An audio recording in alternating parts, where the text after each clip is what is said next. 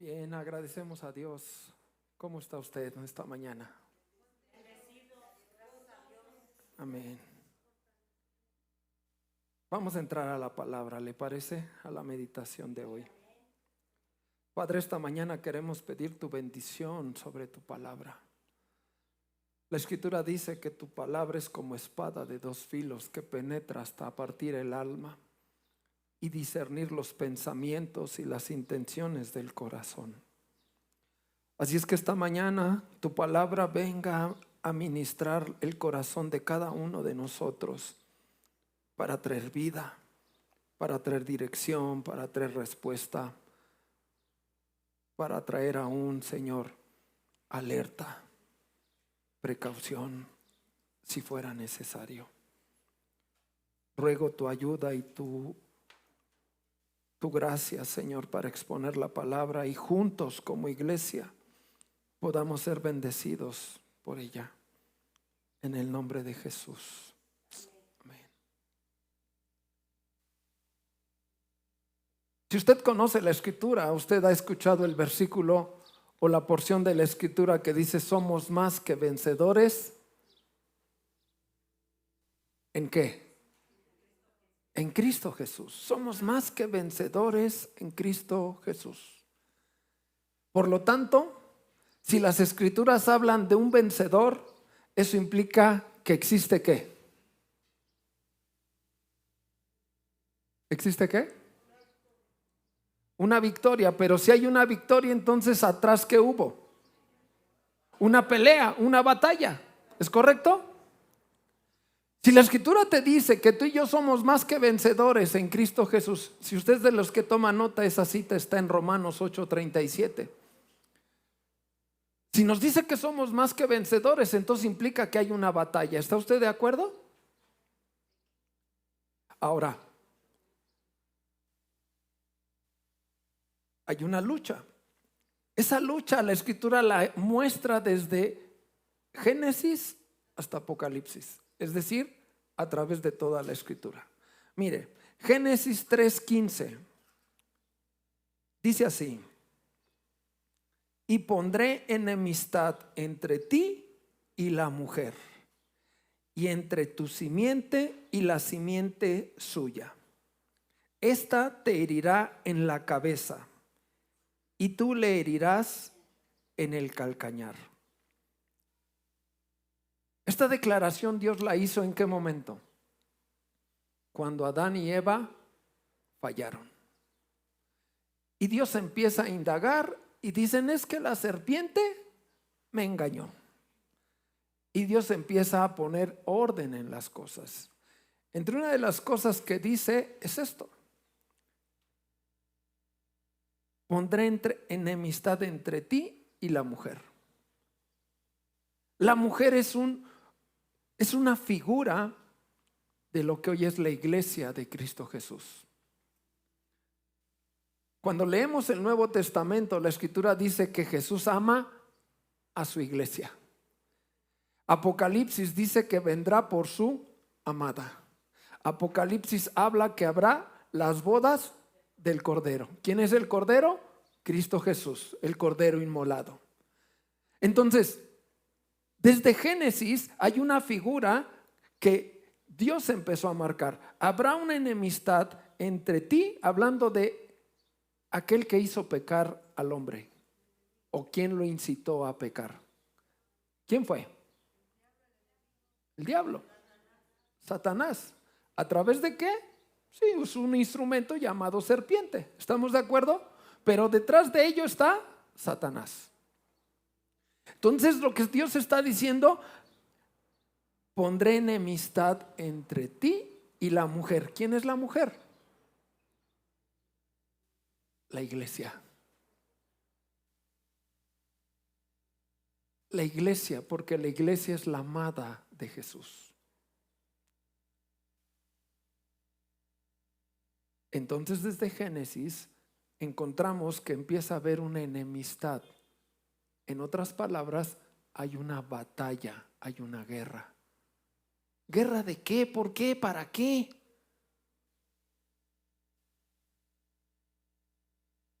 La Escritura dice que Dios creó todas las cosas y entre las cosas que creó, creó a los ángeles. ¿Está usted de acuerdo? Pero de ese grupo de ángeles, dice la Escritura que hubo uno que se rebeló, porque Dios lo creó de una manera gloriosa y que estaba encargado de la adoración de Dios en los lugares celestiales. Pero dice la Escritura que se envaneció y quiso ser igual a Dios. ¿Quién fue ese? Lucifer, hoy conocido como Satanás. Y dice la Biblia que entonces Dios, que todo lo conoce, lo desechó. Y dice la Escritura que él, con una tercera parte de los ángeles que hicieron, déjeme decirlo así, compló con él, Dios los desechó.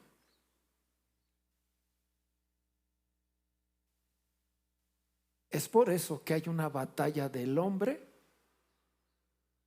¿Por qué? En la mañana leíamos Malaquías, capítulo 4, y dice que de todo lo creado de Dios, el especial tesoro de Dios, ¿sabe quién es?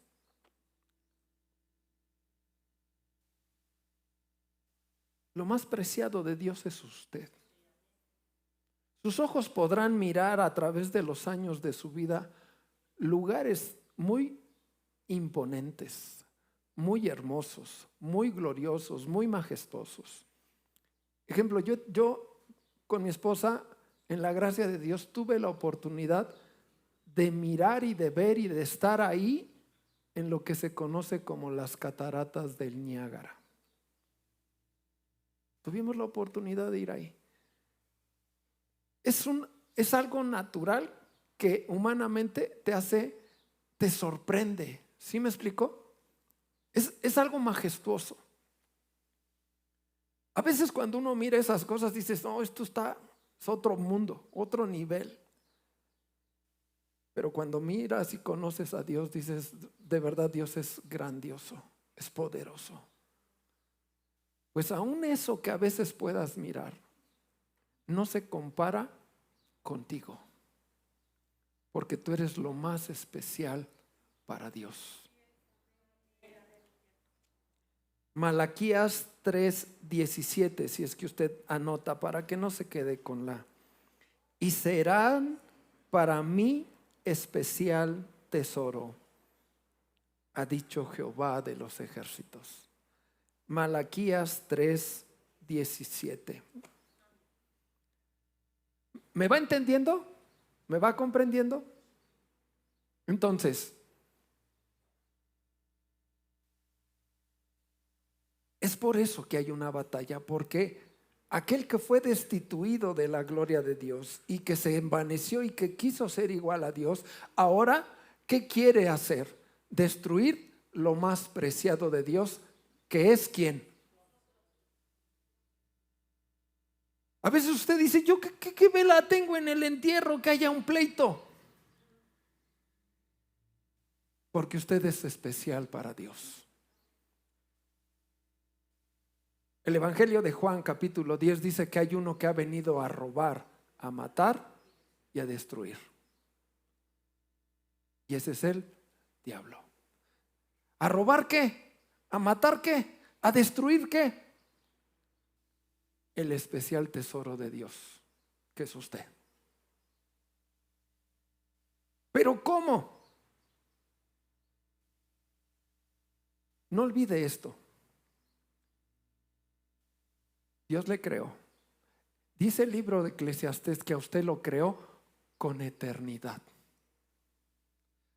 Si usted es de los que cree o trata de creer esa idea de que este mundo después de muerto se acabó todo, haga lo que quiera, cotorréela, vívala y se acabó, está usted equivocado. La Biblia dice que Dios puso eternidad en el hombre. Y después de esta vida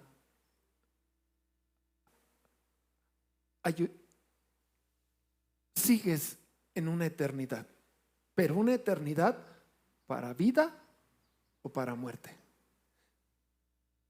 ¿Dónde radica si me voy para un lado o para otro?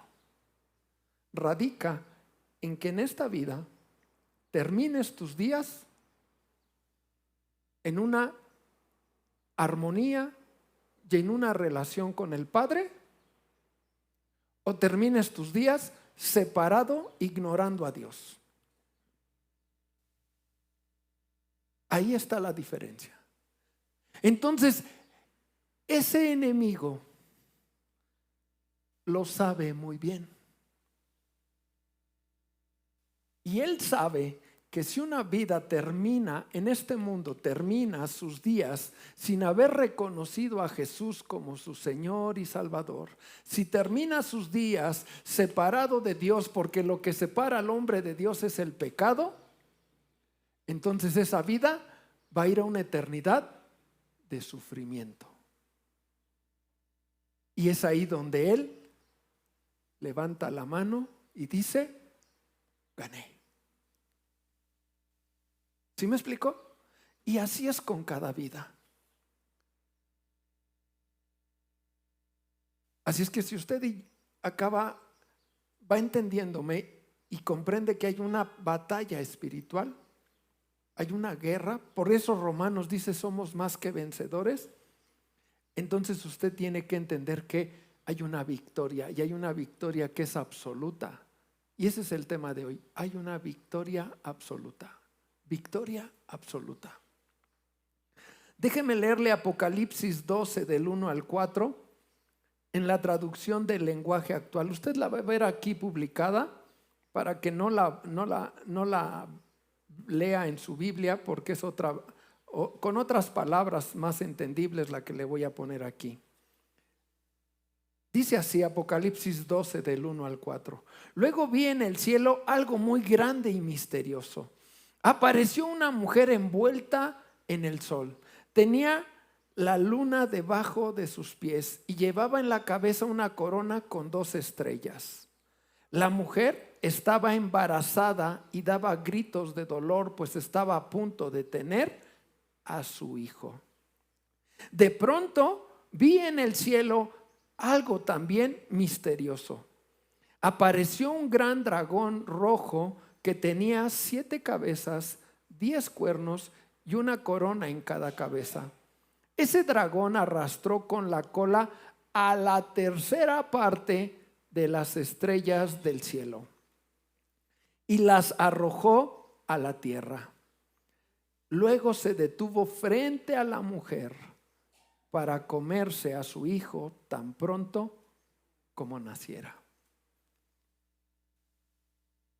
Deje a un ladito un poquito que las 7 cabezas ponga atención en esto. Habla de una mujer que va a tener un hijo y habla de un dragón que se llevó a la tercera parte del cielo. ¿Le hace relación con lo que le acabo de decir hace rato? Que a Satanás fue desechado con una tercera parte del cielo, los arrastró. Y luego dice, y después se paró frente a la mujer esperando que naciera el hijo para comerlo.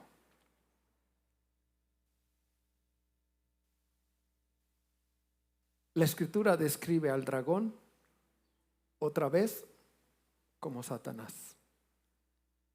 La mujer, el hijo, quien redimiría a la humanidad, al Hijo de Dios. ¿Qué le estoy diciendo? ¿Qué nos dice la escritura? Hay una batalla incansable del enemigo contra la iglesia, contra la obra y el plan de Dios que tiene para el hombre.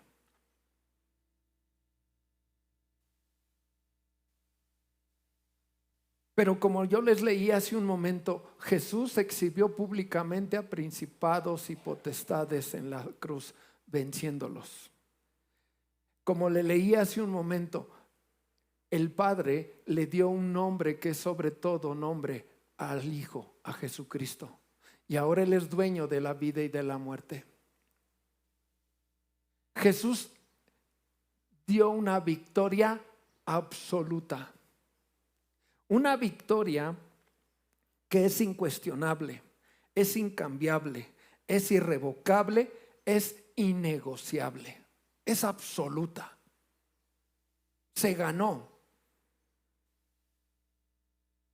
Esa victoria, dice la Escritura, que cuando tú y yo o una persona acepta a Jesús en su corazón, entonces su pecado es limpiado por la sangre de Jesús.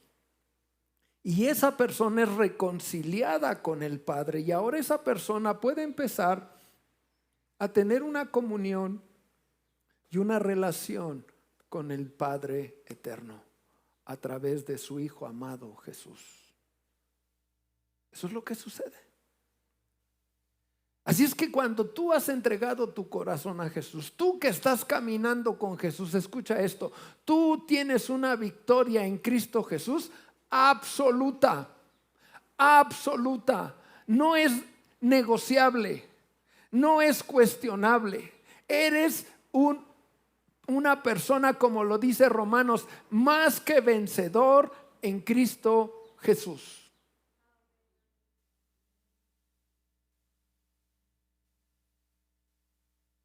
Pero déjeme exponerle cómo la Escritura enseña cómo el enemigo constantemente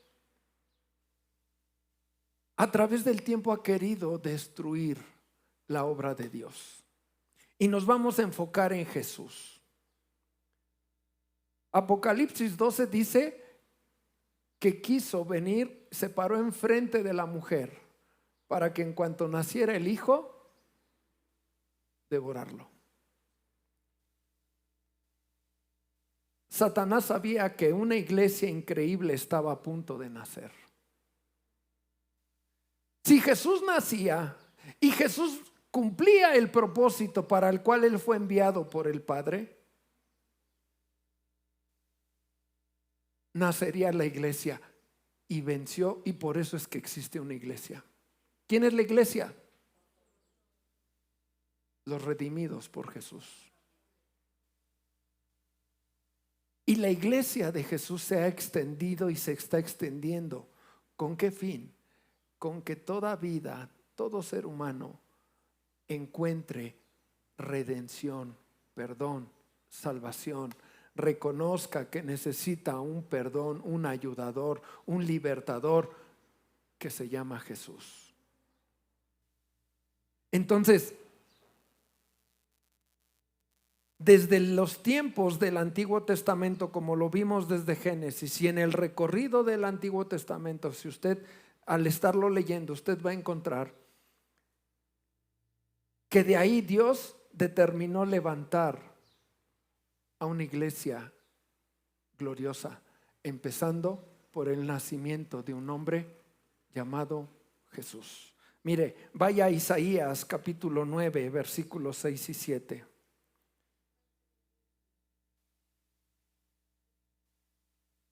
Isaías 9, déjalo prendo.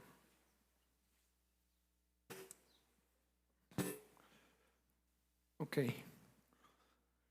Isaías 9, 6 y 7, escucha esto.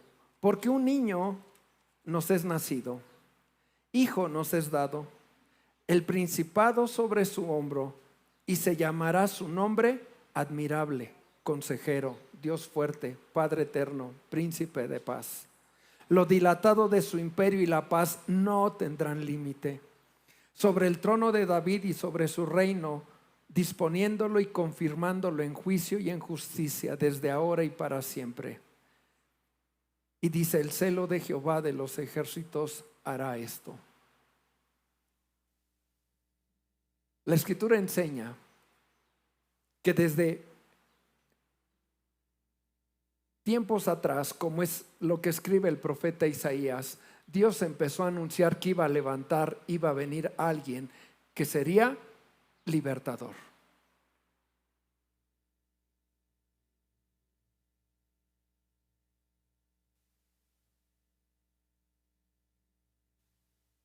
cuando María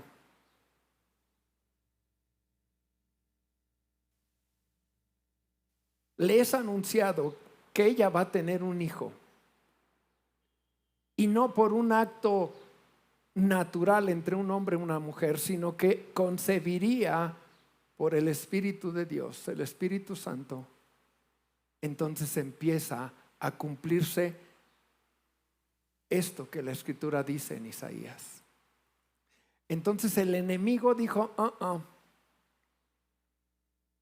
tengo que estorbar, tengo que destruir.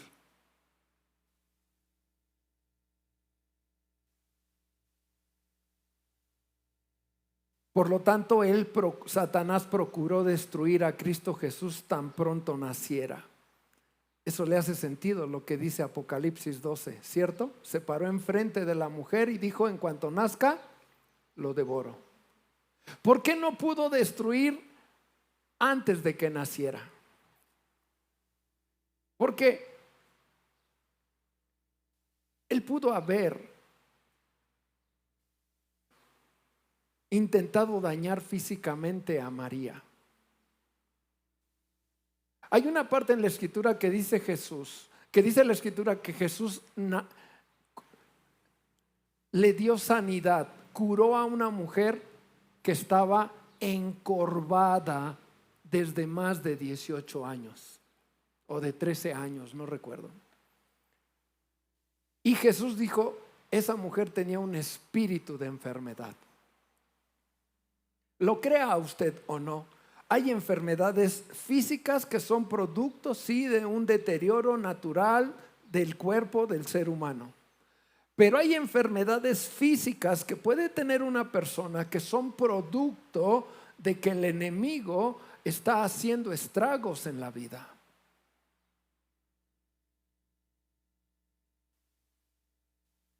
Entonces la pregunta, ¿por qué Satanás, si encorvó a una mujer por tantos años hasta que Jesús vino y la liberó físicamente, por qué no trató de destruir o de dañar a María, el fruto que traía en su vientre?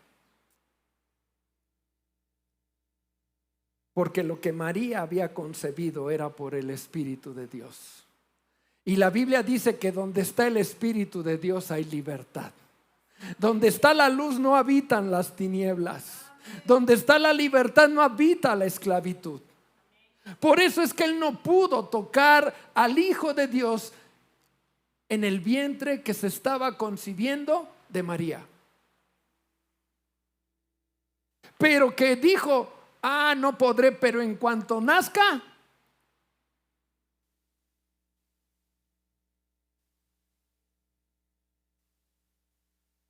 Mateo 12:2. Perdón, 2:12. Mateo 2:12. Dice así: pero siendo avisados por revelación en sueños que no volviesen a Herodes, regresaron a tierra por otro camino. ¿Quiénes no regresaron a Herodes? Cuando los hombres sabios dice que llegaron a Belén, preguntaron, y llegó a oídos de Herodes, el rey, el gobernador romano, y mandó a llamar a esos hombres. Dice, ¿a quién vienen a buscar? Y esos hombres le dicen, venimos a buscar y adorar a aquel que habla la Escritura, que es rey. Y dice la Biblia que Herodes dijo, Y Herodes les dijo, sí, vayan, búsquenlo y después regresan y me dicen para yo ir y adorarlo. Pero la Biblia dice en Mateo 2:12 que avisados por revelación en sueños. ¿Quién empezó a obrar ahí? Dios a través del Espíritu Santo.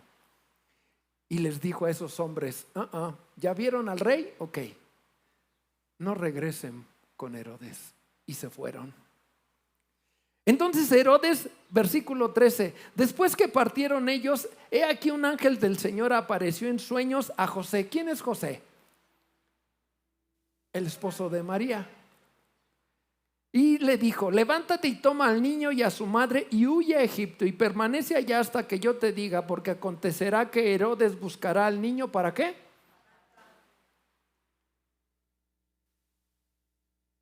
La obra del enemigo usando vidas para cumplir su propósito. En este caso, a Herodes. Se cumple lo que dice Apocalipsis 12. Se paró enfrente y en cuanto naciera, pero Dios, que es poderoso, empezó a traer revelación a los hombres, al esposo llamado José. Versículo 16 de Mateo 2. Herodes entonces, cuando se vio burlado por los magos, se enojó mucho y mandó a matar a todos los niños menores de 2 años que había en Belén y en todos sus alrededores, conforme al tiempo que había inquirido de los magos. Hizo una matanza de niños, porque Él viene a robar, a matar, a destruir. Pero en eso no pudo contra el hijo, porque el hijo ya estaba en Egipto. Hay una batalla. Usted tiene batallas espirituales. Usted tiene batallas continuamente. Pero hay algo que usted tiene que entender. Usted tiene una victoria absoluta en Cristo Jesús. Ahora, ese es solo un punto. Como él no pudo lograr esto, su siguiente ataque llegó al principio del ministerio de Jesús.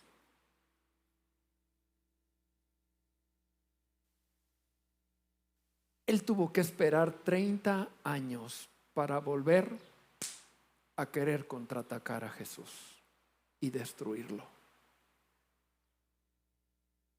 Satanás llevó al desierto a Jesús. Usted conoce esa narrativa de Mateo 4, donde dice que Jesús fue tentado por Satanás. ¿Qué tipo de tentaciones? Si me adoras, si te inclinas a mí, yo te daré, yo te pondré. Y lo atacó por diversas formas. Por el ego, por el glorificar al Padre. Y esto yo lo he enseñado ya en una predicación atrás. Las tentaciones que vivió Jesús las venció con la palabra de Dios. Porque toda respuesta que Jesús le dio cuando Satanás lo tentó en el desierto, la respuesta de Jesús siempre fue: porque escrito está, solo a tu Dios adorarás. Porque escrito está, no tentarás al Señor tu Dios. Porque escrito está. Si usted no recordaba esa predicación, vuélvalo a recordar. ¿Cómo se vence al enemigo? Con la palabra de Dios. Ese fue su siguiente ataque. Mateo 4:11 dice así: y el diablo entonces le dejó, y aquí vinieron ángeles y le servían. Después de que Satanás estuvo insistiendo ahí con Jesús, mientras Jesús estuvo los 40 días en el desierto, dice la escritura que entonces él dijo: no, ya no puedo, y se retiró. Pastor, pero pues a Jesús, pero con uno duro y dale. La Biblia te da una buena noticia: resistir al diablo y huirá de vosotros. Es una buena respuesta para ti, para mí. Por eso hay una batalla. Ahora quiero llevarle esto un poco al aplicarlo a nuestra vida. Usted a veces pasa batallas, tiempos, y dices: ya pasó esta situación, ya. Y viene la bonanza, viene la paz, y usted puede tener tranquilidad por unos meses, por unas semanas, por unos días, por unos años, y usted puede decir: ahí voy. Y de repente, otra vez, Señor. Y voy a tomar un ejemplo. Si tú batallaste mucho con el alcohol Y cuando estuviste en esa batalla, qué difícil sentiste, pero Dios te dio la ayuda y la libraste. Y empiezan a pasar los días, meses, años, y dices, no, yo ya eso ya, sin tema, no hay problema. ¿Y qué? Y de repente un día estás por ahí y la ves bien elodia, escurriendo de fría, y dices, ay Señor.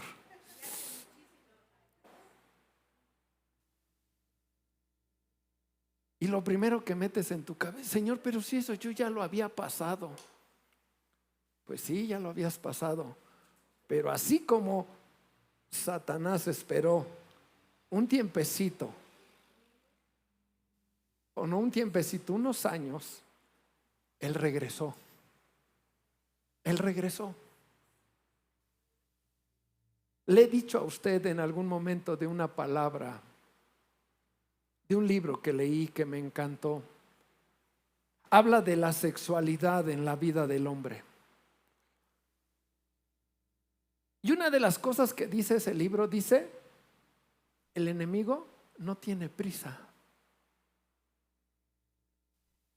Es decir, si tú te has guardado en santidad para tu esposa en la cuestión de sexualidad, no te confíes, porque el enemigo no tiene prisa. Porque llegará una edad donde digas, ay, ya ando medio rucón, yo ya para esas cosas ya no, ya fui. Y que de repente se te cruce alguien y diga, ¡ay, qué bien se ve! ¿A usted cuántos años tiene? Tantos. ¡Ay, no! Si usted todavía se ve fuerte. Ay, échame. Y empieza usted a despertar y... Ay, usted, ¿a poco tiene usted edad? Ay, si usted todavía está re guapa. Ay, si no me diga, no, y ahí usted no me diga. No me diga, cierre la puerta, porque el enemigo está como león rugiente buscando a quien devorar. Y ese libro dice, así estés viejo, él va a buscar hacerte caer en el área sexual. Seas joven, seas adulto, seas recién casado, seas un joven que todavía no se casa, porque ahora dicen, pues si no lo has hecho antes de casarte, qué tonto.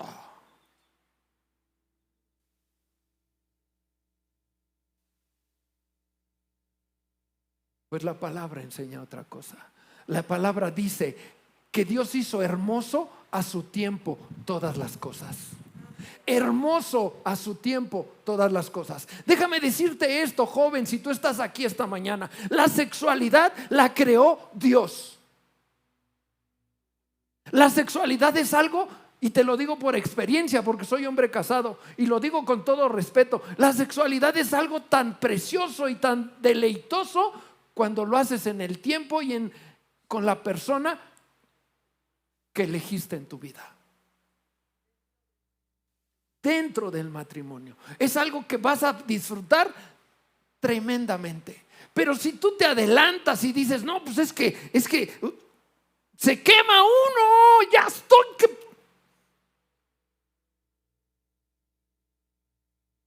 guarda tu corazón. Si sientes que te quemas, entonces pídele a Dios ya casarte y ponte a trabajar para mantenerla.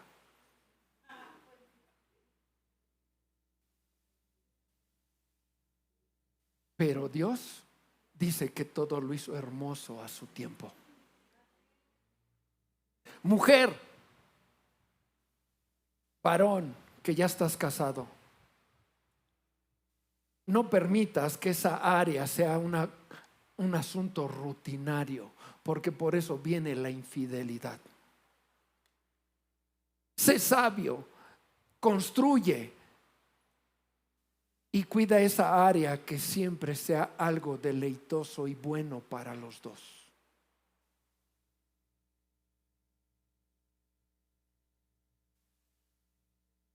Pero regreso al punto del mentado ataque del enemigo. Nace el hijo, no pudo. Jesús empieza su ministerio, no pudo.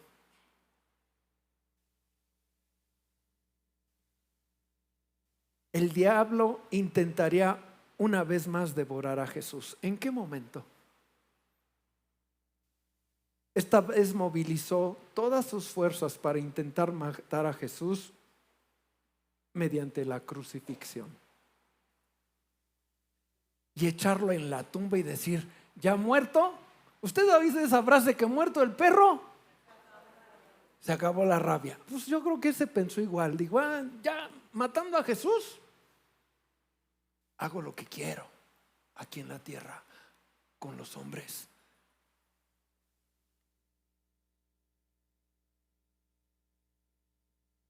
Pero lo que él nunca miró, o no sé qué sucedió con él, pero nunca pudo entender que Jesús fue a la cruz sin pecado.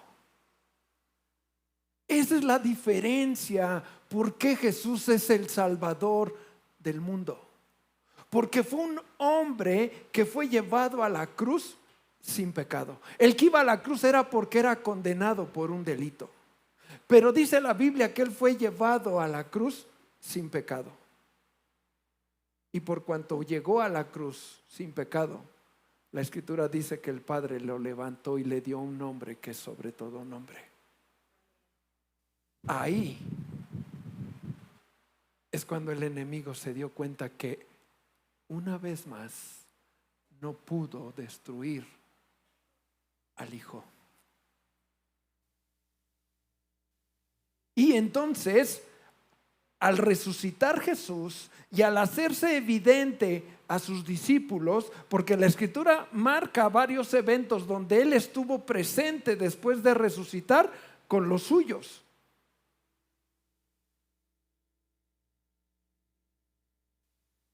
Entonces sucedió lo que él más temía: el nacimiento de la iglesia gloriosa en Cristo Jesús.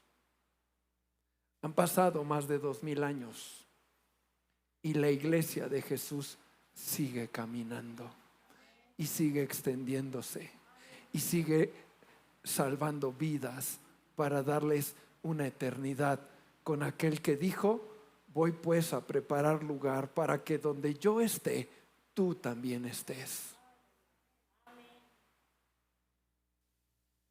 La victoria, escúcheme, es absoluta, es suya por Cristo Jesús. Detrás de todas estas batallas, escúchame, el enemigo estuvo interviniendo, acosando, usando vidas, moviendo huestes espirituales. Por eso la Escritura dice que Él exhibió públicamente a principados y potestades, porque principados y potestades son seres espirituales de maldad que se mueven en los lugares celestiales. La Biblia habla de que hay un tercer cielo. Esto habla de que hay un proceso en el caminar. ¿Sí me explicó? Hay cosas que tienes que entender que espiritualmente se mueven. Debes una vez más te lo voy a decir, iglesia. Eres un hombre que se mueve al creer en Jesús. Tienes que entender que no solo vives una vida natural. Eres un hombre llamado a vivir lo sobrenatural de Dios. Lo sobrenatural de Dios. Una sanidad física que Dios puede hacer en alguien es producto de una obra sobrenatural de Dios cuando médicamente se ha dicho ya no hay nada más que hacer. Pero el Dios que creó todas las cosas y tiene toda la autoridad dice: bueno, no, humanamente no hay nada más que hacer, pero yo soy capaz de levantar, de restituir, de restaurar, hacer nuevas las cosas, y vienen los milagros de Dios, cosas sobrenaturales. Vidas que han sido oprimidas por el enemigo a causa de que él ha venido a tomar ventaja, o a causa de que la persona ha pisado terrenos equivocados cuando se mete a querer que le hagan un trabajito en la brujería, en la santería, en la hechicería, y en todas esas cosas el enemigo viene y los cautiva. Y eso hace que la vida de esa persona abra la puerta a que su vida sea atormentada espiritualmente por demonios, o más aún, poseída por demonios. Eso es sobrenatural. Mucha gente eso sí lo cree, pero creer que las cosas sobrenaturales de Dios, ay, sí, como que la gente dice, ay, no, eso no. Pues lo sobrenatural de Dios es más poderoso que lo que pueda hacer el enemigo.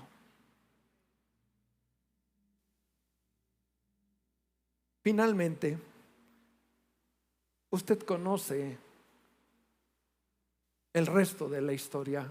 Jesús murió, resucitó, ¿y a dónde está ahora? A la diestra del Padre. Apocalipsis 12:5. En una parte de este versículo dice lo siguiente. En su última parte dice, bueno, déjeme leer el 5 completo. Y ella dio a luz un hijo varón, que regirá con vara de hierro a todas las naciones. Ahora sabemos de quién habla. Del Hijo de Dios.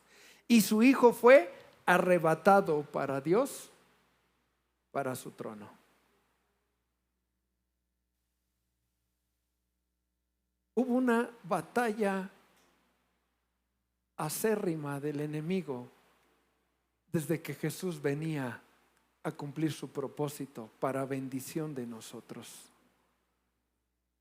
El enemigo quiso detenerlo. Quiso detenerlo al nacer. Quiso detenerlo cuando iba a empezar su ministerio. Creyó haberlo vencido cuando a través de la gente farisea, religiosa, lo llevó a la cruz. O fue a la cruz, diría yo. Fue a la cruz, porque él no lo llevó. Cuando él fue a la cruz, porque él sabía que venía. Pero el enemigo creyó que él era el que lo llevaba a la cruz, y ahí acabaría con él.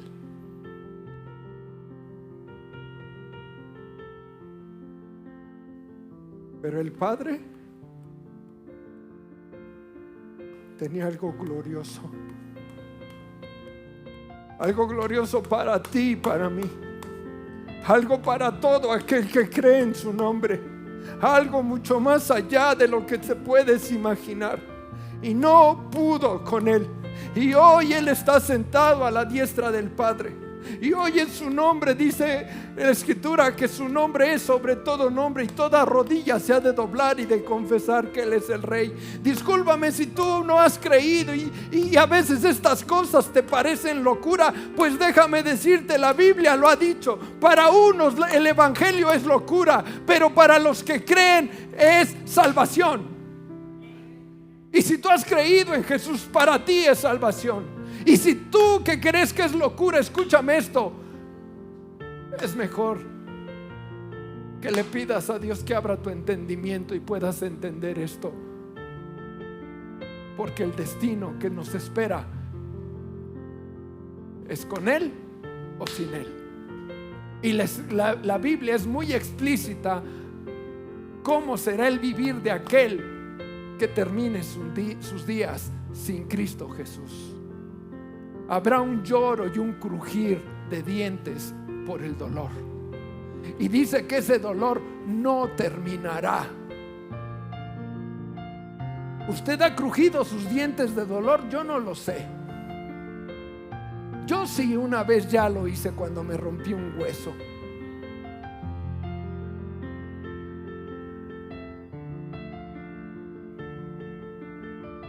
Ahora imagínate un dolor eterno. Y no es que te espante,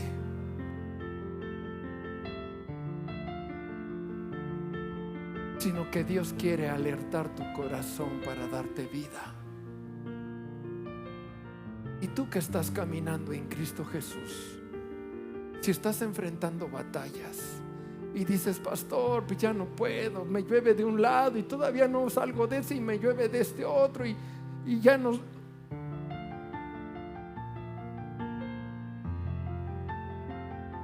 Estás en una batalla, pero tu victoria es absoluta, es definitiva. Está en Cristo Jesús.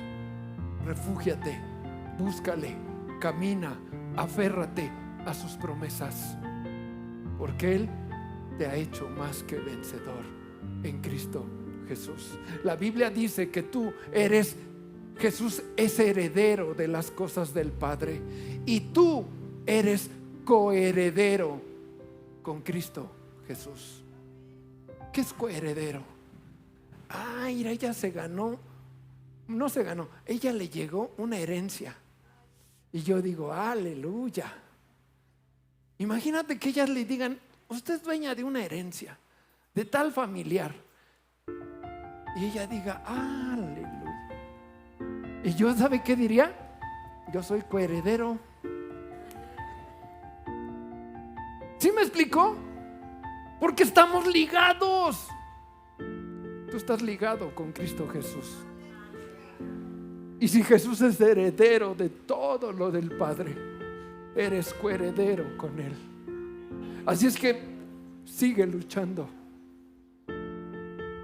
con oración, con la palabra, disciplinándote en tu caminar con Dios,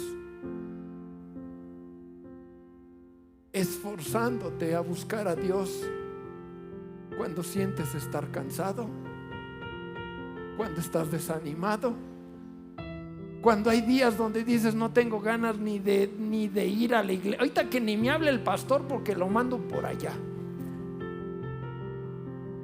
Bueno, cuando tengas días así de terribles,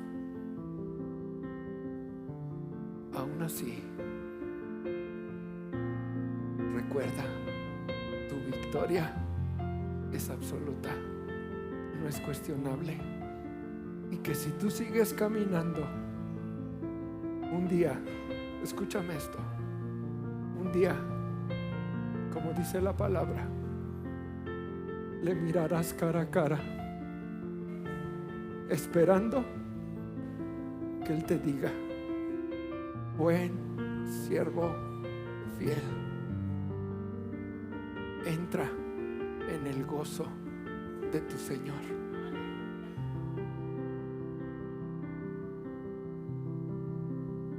Poner tu mirada en el autor y consumador de la fe. Sigue esforzándose, porque usted es victorioso en Cristo Jesús por lo que Él hizo. Levántese, pelee. En el libro de Josué, Dios le dice, esfuérzate y sé valiente. Esfuérzate y sé valiente. No desmayes, porque Jehová tu Dios estará contigo todos los días.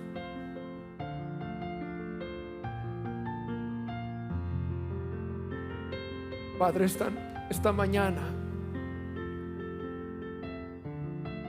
nos levantamos en el nombre de Jesús. Nos levantamos, Señor, sobre todo aquello que a veces ha querido venir a derrumbarnos, ha querido venir a destruirnos. Hoy entendemos, Señor, que tenemos una batalla espiritual, que tenemos un enemigo acérrimo, pero también entendemos que somos más que vencedores en Cristo Jesús, que nos has dado autoridad en tu nombre para reprender, para atar y desatar en el nombre de Jesús todo aquello que quiera venir a destruirnos.